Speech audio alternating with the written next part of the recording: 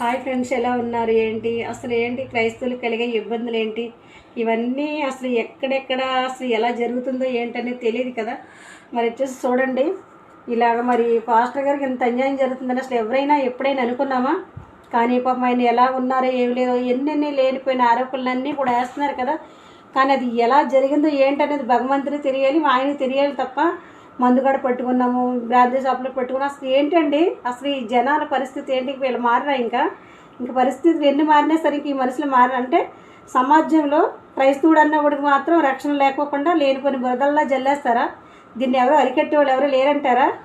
ఒకసారి ప్రతి ఒక్కరికి ఈవేళ నీకు వచ్చినది రేపు నాకు వస్తుంది, అది మాత్రం ఆలోచించుకోవాలి. క్రైస్తవుడు అన్నంత మాత్రాన్ని చచ్చిపోయే ముందు ఇలాంటి బురదలల్లా జల్లేస్తారా? అతను చచ్చిపోయాడు, కానీ ఎలా జరిగిందన్నది మానేసేసి అది బ్రాందీ తాగేశాడు, అది అలా అయిపోయి అసలు ఎందుకండి అతని మీద లేనిపోయిన ఆరోపణలు వేస్తారు?